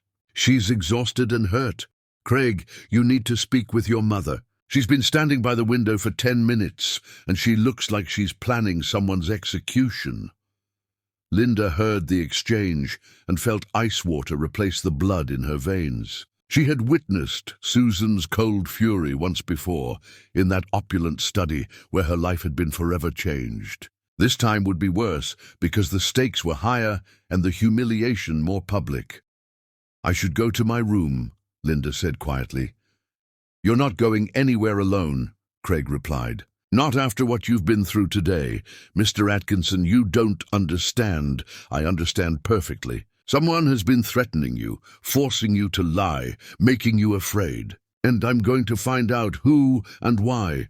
Before Linda could respond, Susan's voice cut through the remaining chatter like a blade through silk. "Craig, I need to speak with you privately. Now." Mother and son faced each other across the ballroom, their resemblance evident in their stubborn jaws and determined stares. But where Craig's eyes held warmth and concern, Susan's were arctic with calculated rage. "Not now, Mother. Linda needs medical attention. Linda needs to remember her place." The words dropped into the space between them like poison. Craig's expression hardened as he stepped closer to Susan. "What did you just say?" "You heard me perfectly. This servant has caused enough chaos for one day. She needs to be reminded of her responsibilities and her station." Linda felt the baby kick frantically, as if responding to her elevated stress. She pressed both hands to her belly, trying to calm the child while preparing for Susan's inevitable attack. "My responsibilities are to my family," Linda said quietly but clearly. "Not to your social ambitions." Susan's laugh was like winter wind through bare branches. Your family. You mean the family whose survival depends entirely on your employment here.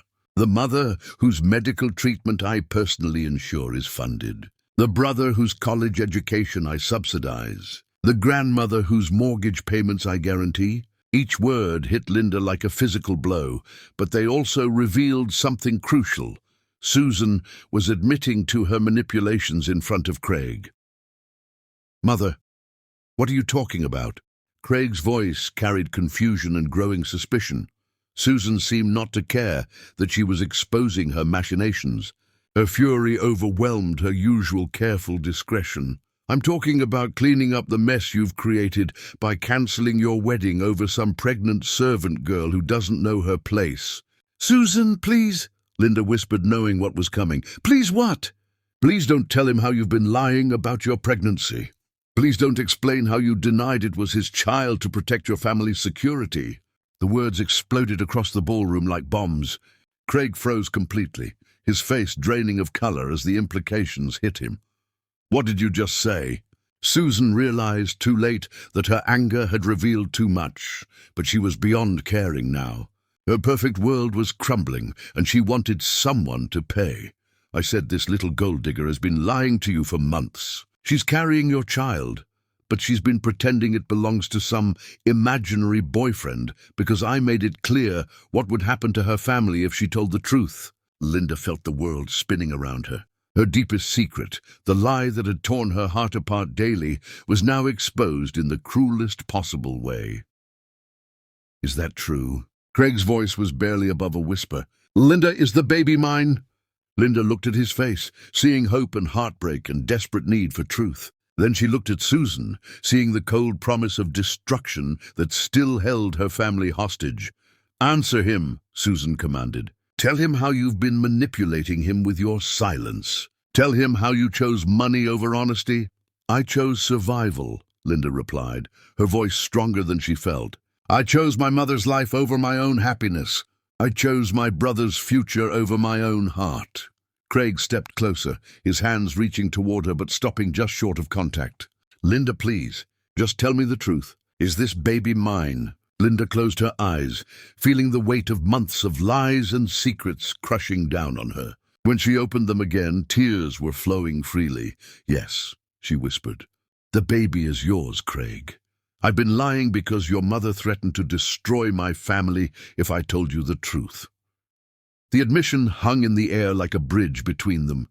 Fragile but finally honest, Craig turned to face Susan, his expression transforming into something Linda had never seen before. Not anger, but something deeper and more dangerous. You threatened her family? I protected our family's future. By terrorizing a pregnant woman? By forcing her to lie about my own child? By preventing you from throwing away everything we've built for some ridiculous romantic fantasy? Craig moved toward Susan with deliberate steps, his voice deadly quiet. You made the woman carrying my child afraid to tell me I was going to be a father. You forced her to endure pregnancy alone, to face judgment and speculation, to protect everyone except herself. I did what was necessary. You did what was monstrous. Susan's mask of control finally cracked. Everything I've done has been for you, for this family, for our legacy. Our legacy! Greg's voice rose now, carrying throughout the ballroom. Our legacy is built on cruelty and manipulation, on terrorizing innocent people to maintain social position. It's built on strength, on making difficult choices, on putting family obligations before personal desires. It's built on lies. Craig turned away from Susan and walked back to Linda, his movements careful and purposeful. When he reached her, he gently took her hands in his. I'm sorry, he said quietly. I'm so sorry you've been carrying this alone. I'm sorry you were afraid to tell me. I'm sorry my family put you in an impossible position. Linda's tears came faster now, but they were tears of relief as much as pain. I wanted to tell you so many times. Every time you asked, every time you looked at me like you knew, I wanted to tell you everything. But you couldn't because of her threats. I couldn't risk my family's safety. My mother needs that treatment to live. My brother deserves his education. My grandmother needs her home. Craig pulled Linda closer, his arms encircling her carefully, protectively. They'll have all of that and more, but not because of her threats, because it's the right thing to do. From across the ballroom, Susan watched her son embrace the maid and knew she had lost everything she had fought to preserve. But Susan Atkinson had not survived decades of high society warfare by accepting defeat gracefully. The war was far from over. Chapter 8. Choosing Love Over Fortune. True wealth, Greg Atkinson was about to learn, cannot be measured in bank accounts or stock portfolios, but in the courage to stand for what matters most when everything else hangs in the balance. The Atkinson mansion had never felt more like a battlefield than it did that evening. What should have been a wedding celebration had become a family war zone, with Linda caught in the crossfire between generations of power and privilege. Craig sat beside Linda in the library where their love story had begun months earlier, his hand gently resting on her rounded belly where his child grew. The symbolism wasn't lost on either of them. They had come full circle, but everything had changed. "How far along are you?" Craig asked softly, his voice full of wonder as he felt the baby move beneath his palm. 6.5 months, Linda replied, covering his hand with hers. "It's a boy, a son." Craig's eyes filled with tears. "We're having a son. You're having a son. I don't know what happens to me now that the truth is out." Before Craig could respond, the library doors burst open with the force of Susan's rage. She stood in the doorway like an avenging angel, her perfect appearance finally showing cracks after the day's disasters. "Enough of this romantic nonsense," Susan declared, striding into the room with military precision. "We need to discuss the realities of your situation, Craig. The only reality I care about is that I'm going to be a father, and the mother of my child has been terrorized into silence for months." Susan's laugh was bitter. "Your child? How do you even know it's yours? This girl admits she's been lying for months. What else might she be lying about?" Linda flinched as if struck, but Craig's arm tightened around her protectively. "Don't," he warned his mother. "Don't you dare question her integrity after what you've put her through." "I've put her through. I've protected this family's interests while you've been playing house with the help." Craig stood slowly, his movement deliberate and threatening. "That's the last time you'll speak about Linda that way in my presence." Susan studied her son's face, recognizing something new there. A strength she had never seen before, a resolve that couldn't be manipulated or controlled. "You think you love her," Susan said, changing tactics. "You think this feeling you have is worth throwing away everything your family has built. I know I love her. And yes, she's worth everything. Really? Let's test that theory." Susan moved to the window, gazing out at the vast estate that stretched beyond the mansion. "You have a choice to make, Craig. Choose this girl and her bastard child, or choose your family legacy." "What are you saying?" Susan turned back to face them, her expression carved from ice. "I'm saying that if you pursue this relationship, if you claim this child, if you make any attempt to legitimize this situation, you will be disinherited completely." The words fell into the library like stones into deep water, creating ripples that would change everything. "Mother, I'm not finished." Susan's voice grew harder. "You will lose access to the family fortune.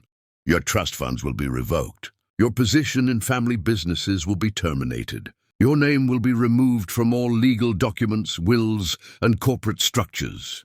Linda felt the blood drain from her face. "Craig, no." Don't listen to her, but Susan was relentless. "Furthermore, every business relationship this family has cultivated over generations will be severed from you personally. Our political connections, our social standing, our influence, none of it will be available to you."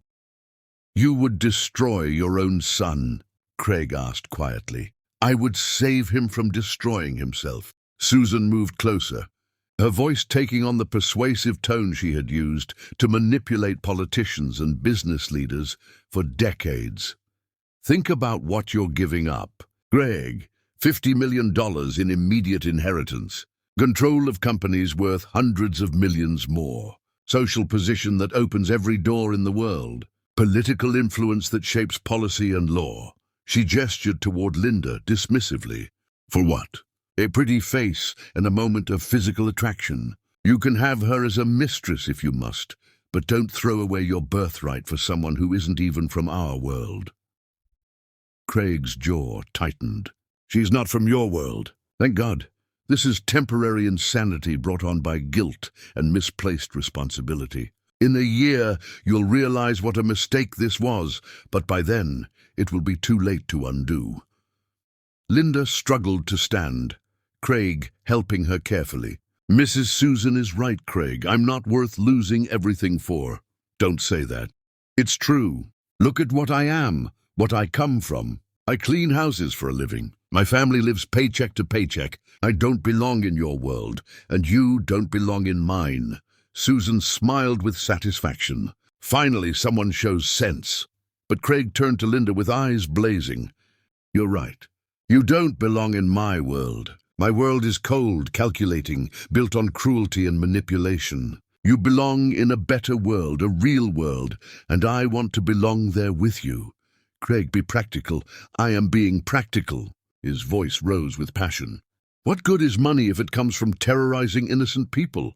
What value does social position have if it requires crushing anyone who threatens it? What kind of legacy am I inheriting if it's built on lies and fear? Susan's composure finally cracked completely. You're being ridiculous. This is emotion, not logic. This is clarity. Craig turned back to Linda, taking her face in his hands. I don't want my mother's world. I don't want inherited wealth built on other people's pain. I want to build something real with you, something honest. With what? You'll have nothing. I'll have everything that matters. Susan played her final card. And what about her family? You think your noble sacrifice will protect them? Without family resources, how will you pay for her mother's treatment? How will you support her brother's education? How will you prevent her grandmother from losing her home? The questions hit their mark. Linda's face crumpled as she realized the impossible position Craig was being put in. She's right, Linda whispered. If you lose everything to be with me, you can't help my family. And without that help, we'll find another way. There is no other way. My mother needs treatment that costs thousands every month. My brother's almost finished with college. My grandmother's too old to start over somewhere else. Susan seized the moment. Choose wisely, Craig. You can maintain your inheritance and discreetly support her family while pursuing an appropriate marriage. Or you can lose everything and watch her family suffer because of your selfishness. Craig looked between the two women he cared about most. His mother, who had shaped his entire life, and Linda, who had shown him what life could truly mean. I choose Linda. The words came without hesitation. Clear and final, Susan's face went white. You don't mean that. I choose love over money. I choose truth over manipulation. I choose building something real over inheriting something corrupt. Craig's voice grew stronger with each word. I choose Linda and our son over everything else in the world. You'll regret this decision for the rest of your life. Craig pulled Linda closer, his hand protective on her belly where their child grew. The only thing I regret is waiting so long to make it. Chapter 9. Marion's vengeful revelation. Revenge, when driven by wounded pride and shattered dreams, often becomes the weapon that destroys the wielder more completely than their intended target. The following morning dawned grey and somber, as if nature herself mourned the upheaval in the Atkinson household. Craig had spent the night in a guest room, refusing to leave Linda alone after the previous day's revelations, while Susan had barricaded herself in her study, making phone calls to lawyers and financial advisors. Linda sat in the morning room, her hands wrapped around a cup of tea she couldn't bring herself to drink. The baby moved restlessly inside her, responding to her anxiety. Everything felt surreal, After months of hiding, the truth was finally exposed, but at what cost? Craig entered carrying a newspaper, his face grim but determined. The society pages are calling it the scandal of the decade. I'm sorry, Linda whispered. I never wanted any of this attention. Don't apologize for other people's cruelty. Craig sat beside her, carefully avoiding putting pressure on her still tender knees from the previous day's ordeal. I have something to tell you. Linda looked up, seeing something resolute in his expression that both thrilled and terrified her. I've made arrangements to transfer what liquid assets I have access to into secure accounts before Mother can freeze them. It's not much compared to the family fortune, but it's enough to ensure your family's security regardless of what happens next. Craig, you don't have to. I want to do more than that. He took her hands in his voice growing stronger. Linda, I know the circumstances aren't ideal, and I know you've been through hell because of my family, but I love you. I love our son. I want to marry you. Linda's breath caught. After everything they'd endured, the simple words felt like a miracle. But your mother will learn to accept it or remain estranged from her son and grandchild. The choice is hers. Before Linda could respond, commotion erupted in the front hallway. Voices raised in argument, Susan's sharp commands, and another voice Linda recognized with a chill of dread. Marion Scheffe had returned. The morning room doors burst open with theatrical force. Marion stood in the doorway like a fury unleashed. Her perfect blonde hair disheveled, her designer clothes wrinkled from what had clearly been a sleepless night. But her eyes burned with the fire of someone whose entire world had been publicly destroyed. How dare you, Marion spat, striding into the room with deadly purpose. How dare you humiliate me in front of everyone we know? Craig stood protectively in front of Linda. Marion, you need to leave now. Leave. After you destroyed my reputation, my family's standing, my entire future. I don't think so. Susan appeared behind Marion, her face haggard, but her posture still regal. I didn't invite her in, but perhaps she has something useful to say. Marion's laugh was sharp as breaking glass. Oh, I have plenty to say, starting with the truth about your precious little maid and her bastard child. Don't, Craig warned, his voice dangerous. But Marion was beyond reason, consumed by the need to inflict pain equal to what she had suffered. You want to know the truth about St. Linda here? The truth about how innocent and wronged she is? Linda felt ice forming in her stomach. Marion, please. I knew. The words exploded from Marion like bullets. I knew she was pregnant with your child from the very beginning. The room fell deadly silent. Greg's face went white with shock, while Linda stared at Marion in horror. What did you just say? Craig's voice was barely a whisper. Marion's smile was triumphant and vicious. I said I knew she was carrying your bastard from the moment your mother told me about the pregnancy test. We planned this whole charade together. Susan's face went ashen. Marion, shut your mouth. Why should I? My reputation is already destroyed, but at least everyone will know the truth. Marion turned to address Linda directly. You think you're so noble, suffering in silence to protect your family? You were just a pawn in a much larger game. Craig stepped closer to Marion, his expression murderous. Explain, now. Marion seemed to feed on his anger, her voice growing stronger and more vindictive. Your dear mother discovered the pregnancy months ago and came to my family with a proposition. Help her control the situation, and the Atkinson-Scheffe marriage would proceed as planned with significant financial advantages. That's not, Susan began, but Marion cut her off. She told me everything. About threatening the girl's family, about forcing her to lie, about keeping you in the dark while planning our wedding. And I agreed because I wanted to be Mrs. Craig Atkinson, more than I cared about some servant's feelings. Linda felt the baby kick frantically as her stress levels skyrocketed. You knew all along that I was protecting my family. Of course I knew. Why do you think I enjoyed humiliating you so much? You think I actually cared about those stupid flowers or broken glasses? I wanted to put you in your place because I knew you were carrying the heir to the Atkinson fortune while I was stuck marrying his father. The admission hung in the air like poison. Marion had participated in Linda's torture with full knowledge of the circumstances, finding pleasure in the suffering of an innocent woman. Craig's voice was deadly quiet when he spoke. You knew she was pregnant with my child, knew she was being threatened into silence, and you still forced her to crawl on the floor picking up glass? I wanted her to know her place. Servants don't get to bear the heirs of great families. They don't get to steal what belongs to their betters. You're insane, Craig said flatly. I'm practical. This girl would have ruined everything we've built. Your mother understood that, even if you don't. Susan finally found her voice. Marion, you're destroying yourself. Stop talking.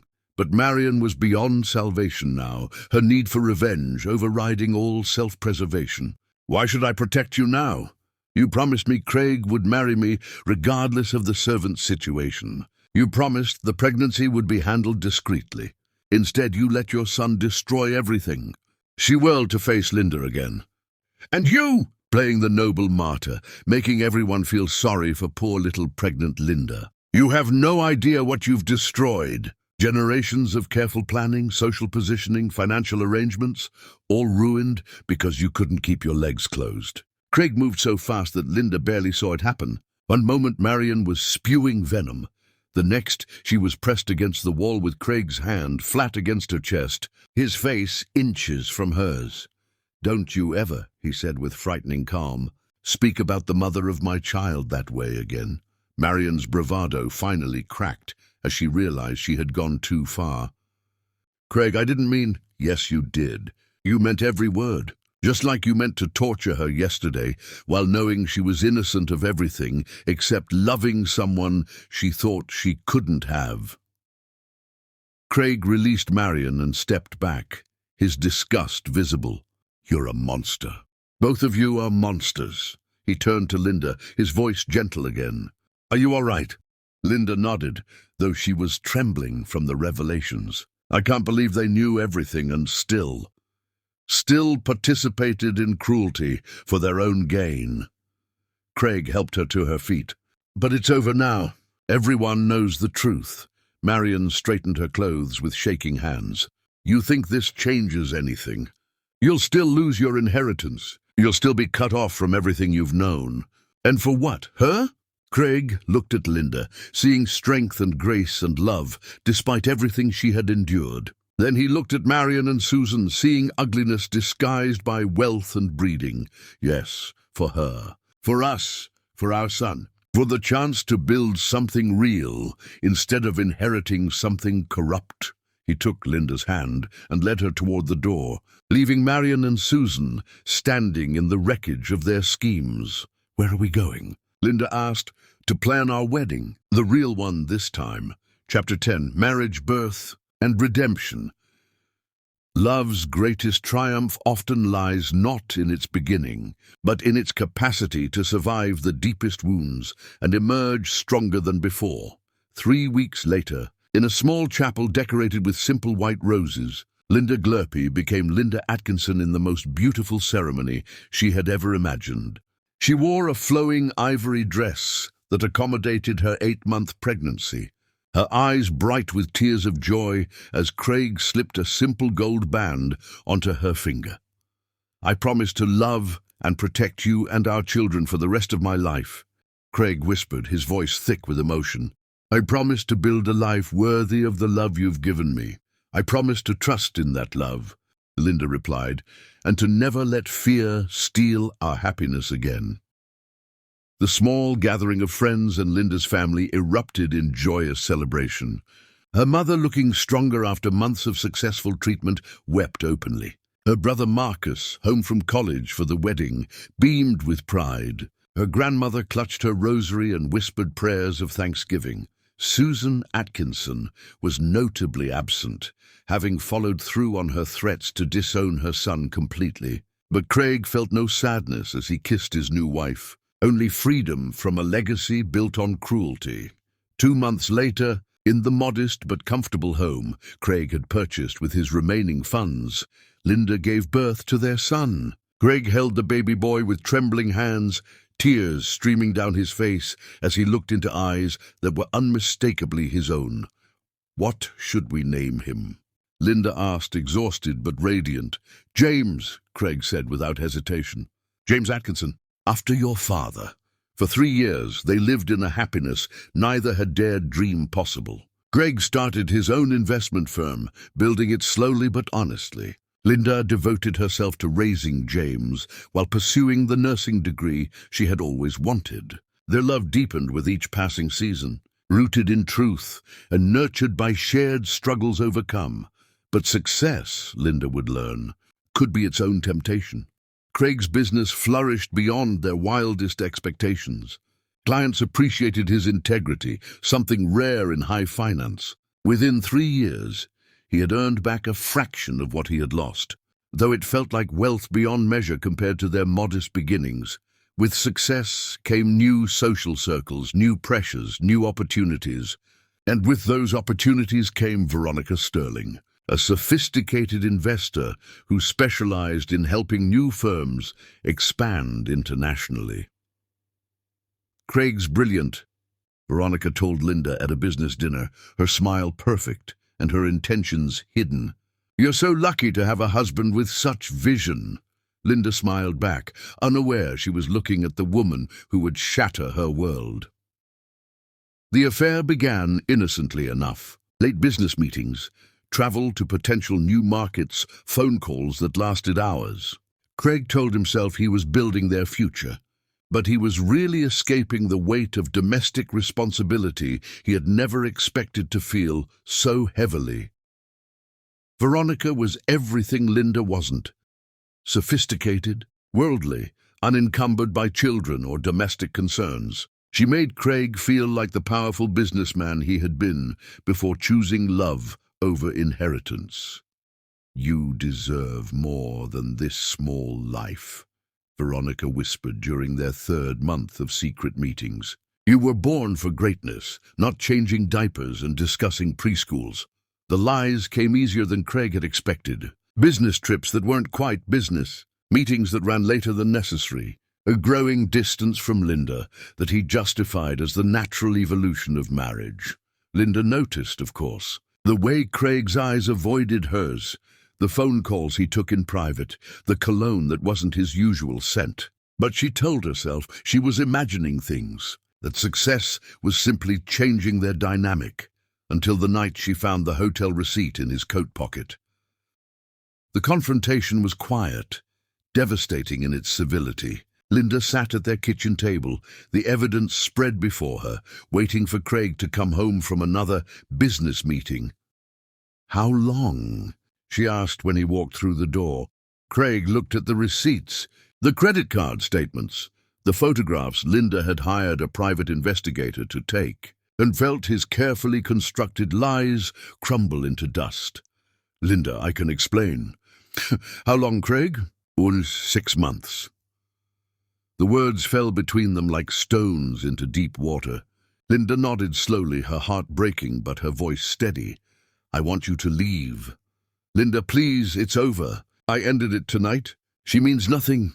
She meant enough for you to lie to me every day for 6 months. She meant enough for you to betray everything we built together." Craig sank into a chair, finally understanding what he had done.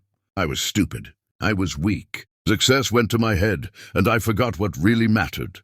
What really mattered was our family. Our son, our vows. I know, and I'm sorry. Sorry doesn't fix this, Craig. Sorry doesn't erase 6 months of lies." Linda stood carefully, her dignity intact even as her world collapsed. "I won't keep James from you. You're his father, and he needs you in his life. But I can't be your wife anymore. Linda, don't do this. We can work through this. We've survived worse, have we? Because this feels like the worst thing that's ever happened to me." Craig moved toward her, but Linda held up a hand to stop him. "I need you to leave, tonight. We'll figure out the rest later. But I need you gone." 3 months later, Craig stood outside the small house where Linda and James now lived, rain soaking through his expensive suit as he stared at the warm light glowing in the windows. Inside, he could see Linda reading to their son, the picture of peace he had thrown away for momentary excitement. He raised his hand to knock, then let it fall. What right did he have to disturb their happiness? He had made his choice, and now he lived with the consequences. But the weight of losing them was unbearable. Every business success felt hollow without Linda to share it. Every milestone James reached happened without Craig there to witness it. He had gained the world and lost his soul. Finally, as the rain turned his tears invisible, Craig sank to his knees on the front steps of the home that should have been his. His sobs came from a place deeper than shame, deeper than regret. They came from the recognition that he had possessed everything that mattered and traded it for nothing. "I'm sorry," he whispered to the closed door, knowing Linda couldn't hear, but hoping somehow his words would reach her heart. "I'm so sorry for throwing away the greatest love story ever told." Inside, Linda heard the sound of someone crying and moved to the window. When she saw Craig on his knees in the rain, her own tears began to fall. Love, she realized, was the most powerful force in the world, powerful enough to forgive even the deepest betrayal. But some doors, once closed, required more than tears to open again.